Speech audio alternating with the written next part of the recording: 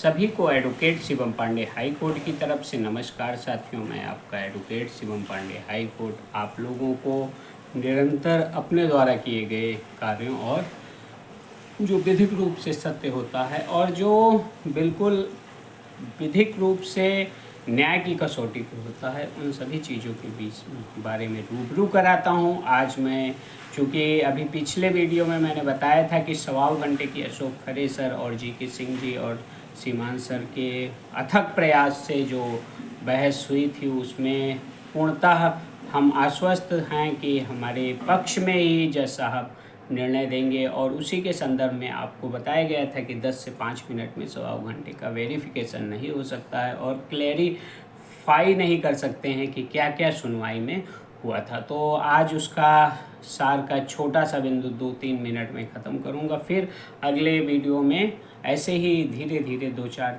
Video में पूरा AWS case जो सुनवाई के दौरान जो उसमें हुआ था वह हम आपको बताएंगे। तो पहले आप लोग जान लीजिए कि सुनवाई शुरू होते ही मामला फंसा था कि जो है 2 अपीलें डिफेक्टिव हैं, उनका क्या किया जाए। तो सीमान सर ने अर्चना सिंह जी से कहा कि आप नो ऑब्जेक्शन दे दीजिए जिससे जल्दी से सुनवाई हो जाए। तो तुरंत वो दो डिफेक्टिव मैटर्स 278 और 279 Sandeep Tiwari and others, Ashish Shukla and others, चूँकि ये हमारे द्वारा ही डाली गई थी, ये इस पर नो ऑब्जेक्शन अर्चना सिंह जी ने लिखवा दिया। और उसके बाद जब सुनवाई प्रारंभ हुई तो अशोक खरे सर ने अपनी बात रखना प्रारंभ किया और एनेक्सर नंबर 1 से एनेक्सर नंबर 54 तक सभी बातों को सनेह सनेह रखा। और पहले तो सबसे पहले कोर्ट का ऑर्डर, सिंगल बेंच के कोर्ट का ऑर्डर पढ़कर सुनाए और उसमें मेमोरेंडम ऑफिस और एक्ट की डेट को कंप्रोमाइज़ किया। और उसके बाद कई भर्तियों को, जैसे सांख्यिकी और BEO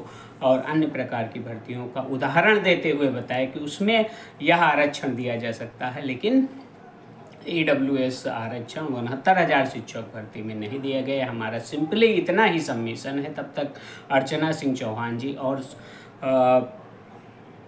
कुष्मांडा शाही जी दोनों उठ के कहते हैं यह भर्ती 2018 की है। जज साहब उनको कन्वे करते हैं और कहते हैं किस प्रकार से 18 की है, तो वे अपनी बात रखते हुए बताते हैं 1/12/2018 को वैकेंसी के लिए जो है परीक्षा के लिए जियो निकाला गया और 22/12/2018 उसकी लास्ट डेट है।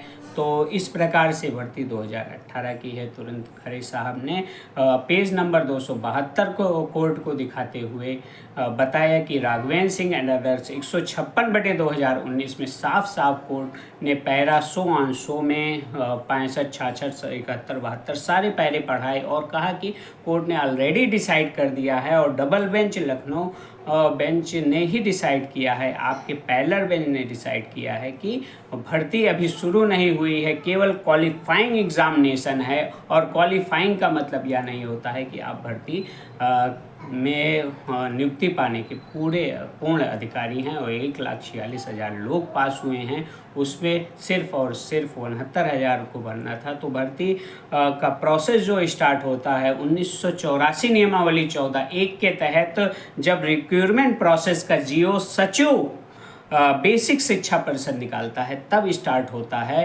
परीक्षा प्राधिकारी नियामक सचिव के द्वारा निकाला गया विज्ञापन सिर्फ और सिर्फ 69,000 शिक्षक भर्ती को के लिए एक परीक्षा मात्र था, जिसका क्वालिफाइंग का विवाद माननीय उच्च न्यायालय से सर्वोच्च न्यायालय तक चल रहा था। और एज इट इज़ राम शरण मौर्य और सुबीर सिंह के ऑर्डर को हमने दिखाते हुए सीमान सर ने तुरंत खरे साहब को दिया और दोनों ऑर्डर दिखाते हुए बताया कि एज इट इज़ पालन हुआ था। वहाँ पे कहीं भी कोई भी हस्तक्षेप या कोई भी कमी नहीं आई थी। और इस आदेश को दिखाने के बाद जज साहब बिल्कुल बिगड़ गए और कहे कि इस आधार पे तो जब कोर्ट ही डिसाइड कर चुकी है और 1984 नियमावली जो बेसिक की है 14(1) के तहत सचिव बेसिक शिक्षा परिषद के जियो पर ही रिक्वायरमेंट प्रोसेस स्टार्ट होता है और वहीं रिजर्वेशन लगता है। तो कैसे आप कह रहे हैं 2018 की? आप शांत रहिए। फिर खरे साहब ने आगे अपनी बात रखना प्रारंभ किया और हर एक प्रकार से कोर्ट को कन्वे किया। साथियों, हम सर्वोच्च न्यायालय के आदेश तक आज यहाँ विराम देते हैं और अगले वीडियो में आप लोगों को इसके आगे बताना प्रारंभ करेंगे, क्योंकि हम उस 1.25 घंटे का पूरा सार आपको बताना चाहते हैं। लोग भ्रामक तथ्यों के साथ आपके साथ पेश हो रहे हैं और बता रहे हैं कि हमारे सीनियर ने ये कर दिया वो कर दिया, जबकि पूरा का पूरा 1 घंटा 20 मिनट खरे साहब की ही बहस हुई थी। तो साथियों, हम हर एक प्रकार की सही चीज़ों को आपको के सामने उपस्थित करेंगे। और जब मैं थोड़ा बचता था वीडियो बनाने के लिए, क्योंकि मेरे पास कोर्ट के अन्य काम भी रहते हैं, सुबह सुबह मुझे कोर्ट भी भागना रहता है और हाई कोर्ट की मेरी नियमित प्रैक्टिस है।